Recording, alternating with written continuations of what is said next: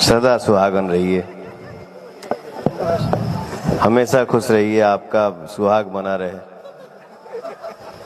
इनका भी बना।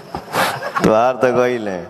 तो गाइस जैसे कि आप लोग देख रहे हैं पवन सिंह जो बहुत सारी अपने कलाकार जो उनके आर्टिस्ट हैं जो उनके साथ रहते हैं उन लोगों को कैसे आशीर्वाद देते हुए नजर आ रहे हैं। वहीं पे जो है एक शख्स को उन्होंने बोला है कि त्योहार तो गईले, जैसे कि ये जो बोले हैं पवन सिंह ये सीरियस नहीं, ये असल में स्टेट जब भी शो करते हैं पवन सिंह तो वहाँ पे मस्ती मजाक करते हैं। और जैसे कि आप लोगों ने थंबनेल देखा, थंबनेल में यही बताया जा रहा है कि पवन सिंह जो है अपने सभी आर्टिस्ट को अपने घर बुला के उनको दावत देने वाले हैं, लेकिन कुछ अभी अब तक ऐसा अपडेट हुआ नहीं है। बाकी पवन सिंह बहुत ही अच्छे हैं, आप लोग देख सकते हैं स्टेज शो पे सबको एक जैसा ही मानते हैं, एक ही तरह प्यार देते हैं और सबको काम करने का मौका ये देते रहते हैं। बाकी गाइस आप लोगों को ये वीडियो कैसी लगी कमेंट करके ज़रूर बताइए।